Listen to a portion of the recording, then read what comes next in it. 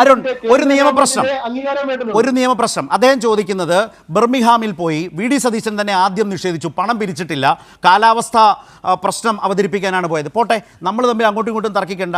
ഇതിൽ പരസ്പര വിരുദ്ധമായി സംസാരിച്ചയാൾ വി.ഡി. സതീശനാണ്. നിയമസഭയിൽ അദ്ദേഹം പറഞ്ഞത് കാലാവസ്ഥയുമായി ബന്ധപ്പെട്ട വളരെ മികവാർന്ന ഒരു സ്പേസിലേക്ക് അദ്ദേഹത്തെ വിളിച്ചു പോയി സംസാരിച്ചു. പറവൂർ സ്വന്തം മണ്ഡലത്തിൽ അതുമായി ബന്ധപ്പെട്ട് വാർത്താ സമ്മേളനത്തിൽ ഇവരൊക്കെ ഇപ്പോൾ സംസാരിച്ചപ്പോൾ പറഞ്ഞു, അവിടെ അദ്ദേഹം പറഞ്ഞു പോയി പണം പിരിച്ചു. ഒരേ ആൾ വി.ഡി. സതീശൻ തന്നെ വ്യത്യസ്ത നിലയിൽ പറഞ്ഞത് കണ്ടുകൊണ്ട് ഞാൻ അരുണിലേക്ക് വരാം. ഇവിടെ ബഹുമാനപ്പെട്ട ശ്രീ ജെയിംസ് മാത്യു ഒരു CD വെച്ചു. ആ വെച്ച CD ഞാൻ എൻ്റെ ഫേസ്ബുക്കിൽ ഇട്ട CD-യാണ്. ഞാൻ UK ബർമിംഗ്ഹാമിൽ ക്ലൈമറ്റ് റെസിലിയൻസിനെ സംബന്ധിച്ച ഒരു വലിയ സെമിനാറിൽ സംസാരിക്കാൻ എന്നെ ഗസ്റ്റായി വിളിച്ചപ്പോൾ ഞാൻ അവിടെ നടത്തിയ പ്രസംഗത്തിന്റെ CD-യാണ് അദ്ദേഹം പറയുന്നത്. ഈ CD എൻ്റെ ഫേസ്ബുക്ക് പോസ്റ്റിൽ ഇട്ടിരുന്നതാണ്. സാർ, ഞാൻ യുണൈറ്റഡ് നേഷൻസിൽ ഞാൻ പോയി സംസാരിച്ചിട്ടുണ്ട്, ഞാൻ ധാരാളം സമ്മേളനങ്ങളിൽ സംസാരിച്ചിട്ടുണ്ട്. രണ്ടാമത്തെ കാര്യം, ഞാൻ വിദേശ രാജ്യത്ത് ഒരു സ്ഥലത്ത് പോയിട്ട് എൻ്റെ പുനർജനി പദ്ധതിക്ക് വേണ്ടി ₹1 പോലും പിരിച്ചിട്ടില്ല. ഞാൻ ലണ്ടനിലെ ബർമിംഗ്ഹാമിൽ പോയിട്ടുണ്ട്. ഇന്നലെ ഒരാളോട് ആരോപണം ഉന്നയിച്ചപ്പോൾ ഞാൻ ലണ്ടനിൽ പ്രസംഗിച്ചെന്ന്. അയാൾക്ക് പ്രസംഗിക്കാൻ പറ്റില്ല, ലണ്ടനിൽ പറ്റൂല. ഞാൻ പ്രസംഗിച്ചിട്ടുണ്ട്. ഞാൻ എൻ്റെ നാട്ടുകാർക്ക് വേണ്ടിയിട്ടാണ് സംസാരിച്ചിട്ടുള്ളത്. ലണ്ടനിലെ ബർമിംഗ്ഹാമിൽ ഗൾഫ് രാജ്യങ്ങളിൽ ഞാൻ പോയി പ്രസന്റേഷൻ നടത്തി, ഞാൻ സഹായം മേടിച്ചിട്ടുണ്ട്. ലണ്ടനിൽ ഞാൻ പോയി കഴിഞ്ഞപ്പോൾ ഒരു മലയാളി വനിതയാണ്, തിരുവനന്തപുരത്തുകാരി, അവരാണത് ഹോസ്റ്റ് ചെയ്തത് ആ പരിപാടി. അവരെ ഭർത്താവ് അവിടുത്തെ ഏറ്റവും പ്രശസ്തനായ ഓങ്കോളജിസ്റ്റ്, വലിയ ഡോക്ടറാണ്. അവരാണ് നടത്തിയത്. വലിയ ഒരു ലഞ്ച് മീറ്റിംഗ് നടത്തി. അവരെല്ലാം അവിടെ അങ്ങനെയാണ് നടത്തുന്നത്, സ്പോൺസർമാർ. അവിടെ വെച്ച് ഞാൻ സംസാരിച്ചിട്ടുണ്ട്. ഞാനത് എൻ്റെ ഫേസ്ബുക്കിൽ കൊടുത്താൽ പിന്നെ അതിൻ്റെ ഫോട്ടോ ഞങ്ങളുടെ കയ്യിലുണ്ടെന്ന് പറഞ്ഞ രഹസ്യമാണ് പറഞ്ഞത്. അതിൻ്റെ ഫോട്ടോ എൻ്റെ അടുത്തുണ്ടെന്ന്. ലണ്ടനിൽ പ്രസംഗിച്ച രഹസ്യമായിട്ടാണ് ലണ്ടനിൽ ബർമിംഗ്ഹാമിൽ പോയി ഞാൻ സംസാരിച്ചത്. ആ സ്ത്രീ ഇവിടെ തിരിച്ചെത്തി. അവരവിടെ നിന്ന് കളക്ട് ചെയ്ത പണം ചെക്കായിട്ട് ഇവിടെ വിതരണം നടത്തി ടൗൺ ഹാളിൽ വെച്ച്. You are around the table, 10 people are there. You are helping 5 families. I am going to give 5 sewing machines to 5 families. They lost their sewing machine. When they get the sewing machine, they can start their life. Actually, you are helping around the table. You are helping 5 families. When you are raising 500 pounds, that will help 5 families. And we are selecting selecting the beneficiaries through a transparent procedure by the members of the local body. Then we will go to our team will go there, and there will be a physical examination whether it is right or wrong. Then you can also, anybody can go there and random examination, random scrutiny, everything can be done. Right.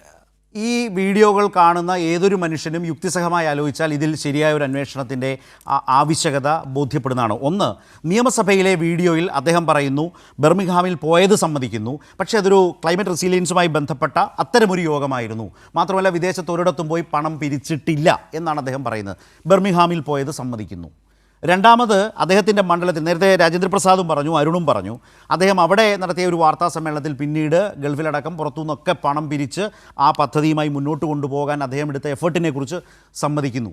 ഒരേ ആളുടെ തന്നെ ഒരേ പ്രശ്നത്തിലെ പരസ്പര വിരുദ്ധമായ നിലപാടുകൾ ഈ പ്രശ്നത്തെ കൂടുതൽ ബലപ്പെടുത്തുന്നതും മറ്റുമാണ്. ബർമിംഗ്ഹാമിൽ വി.ഡി. സതീശൻ സംസാരിക്കുന്ന മൂന്നാമത്തെ വീഡിയോ കണ്ടത്.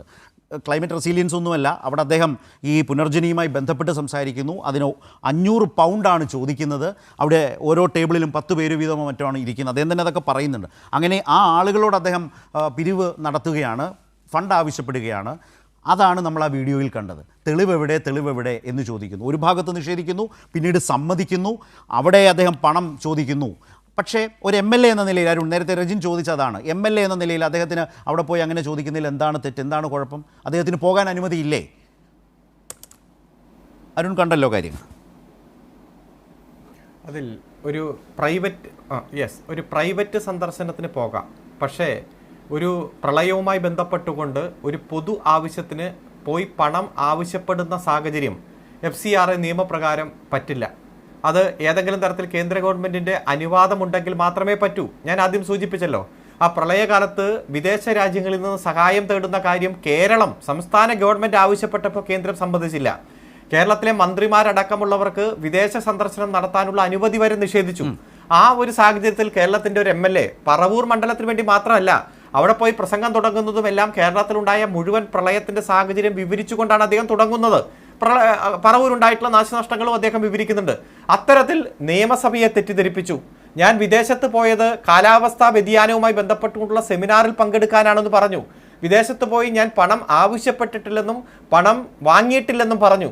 അതിനുശേഷം അതിൻ്റെ വീഡിയോസ് പുറത്തു വന്നപ്പോൾ പത്രസമ്മേളനം നടത്തി പറഞ്ഞു, ഞാൻ ഇന്ന ആവശ്യത്തിന് പോയി പൈസ സമ്പാദിച്ചിട്ടുണ്ട്, പൈസ കളക്ട് ചെയ്തിട്ടുണ്ട്, പക്ഷേ ഇന്ന അക്കൗണ്ടുകളാണ് വഴി വന്നത്. ഏത് അക്കൗണ്ടും ആയിക്കോട്ടെ, അത് കൃത്യമായി മണപ്പാട്ട് ഫൗണ്ടേഷൻ്റെ കറണ്ട് അക്കൗണ്ട് ഉണ്ട്, FCRI അക്കൗണ്ട് ഉണ്ട്, അതുപോലെ മറ്റൊരു അക്കൗണ്ടിലേക്കും പണം പോയി എന്നുള്ള വിവരം വരുന്നു.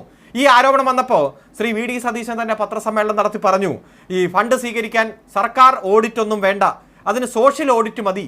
ഞാൻ കൃത്യമായി എത്ര രൂപ പിരിച്ചു, അതെങ്ങനെയാണ് വിനിയോഗിച്ചത്, അർഹരായവരുടെ ലിസ്റ്റ് 2019 ഡിസംബർ മാസത്തിൽ ഞാൻ പ്രസിദ്ധപ്പെടുത്തും എന്ന് പത്രസമ്മേളനം നടത്തി അദ്ദേഹം തന്നെ പ്രഖ്യാപിച്ചിരുന്നു.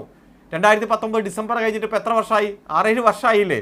ഒരു പ്രഖ്യാപനവും ഒരു പ്രസിദ്ധപ്പെടുത്തലും ഉണ്ടായില്ല. എല്ലാം പ്രഖ്യാപനങ്ങളിൽ ഒതുങ്ങുന്ന സാഹചര്യമാണുള്ളത്. വലിയ പ്രതിഷേധം ഉയർന്നു വന്നപ്പോൾ ആസ്റ്റർ DM ഫൗണ്ടേഷൻ എന്ന് പറയുന്ന ഒരു ഫൗണ്ടേഷൻ അവർ നിർമ്മിച്ചു കൊടുത്ത വീട്, റോട്ടറി ക്ലബ്ബ് കൊച്ചി നിർമ്മിച്ചു കൊടുത്ത വീട്, ഇതെല്ലാം ഇത്തരത്തിൽ പുനർജീവൻ പദ്ധതിയുടെ ഭാഗമായിട എന്ന് പറഞ്ഞ് ബോർഡ് വെച്ചത് നമ്മൾ കണ്ടു.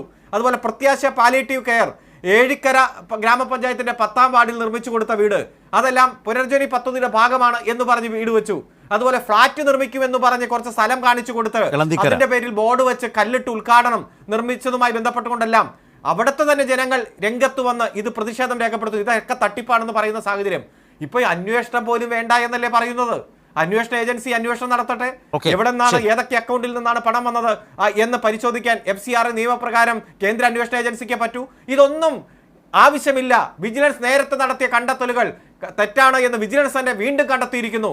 അതിന് കണ്ടെത്താനുള്ള സാഹചര്യം എന്ത് ഒന്നും വിശദീകരിക്കാതെ ആഭ്യന്തരമന്ത്രി തന്നെ പത്രസമ്മേളനം നടത്തി പറയുന്ന സാഹചര്യം, അത് കേരളത്തിന്റെ ഇന്ത്യയുടെ ഒരു അന്വേഷണ ഏജൻസികളുടെ ചരിത്രത്തിൽ സംഭവിക്കാത്ത കാര്യമാണ് എന്നതാണ് ഞാൻ സൂചിപ്പിച്ചത്. തീർച്ചയായും ഇന്നടക്കം ഹൈക്കോടതിയിൽ നിന്ന് വളരെ ശക്തമായ തിരിച്ചടി ഈ പോലീസ് അസോസിയേഷനുകളിലേക്ക് അത് സർക്കാരിന് അനുകൂലമാക്കി, കോൺഗ്രസ് അനുകൂലമാക്കി മാറ്റാൻ വേണ്ടി നടത്തിയിട്ടുള്ള കസർത്തിനെ ഹൈക്കോടതി കയറി പിടിച്ചിട്ടുണ്ട്. വലിയൊരു ഗൗരവമായ നിയമപരിശോധനയ്ക്ക് വിധേയമാക്കുന്ന ഒരു ആപ്പ്, ഒരു കെണി വിജിലൻസ് മന്ത്രി രമേശ് ചെന്നിത്തല സ്വയം ക്ഷണിച്ചു വരുത്തിയോ എന്നുള്ളതാണ് ഇതിലെ ഒരു പ്രധാനപ്പെട്ട ഭാഗം.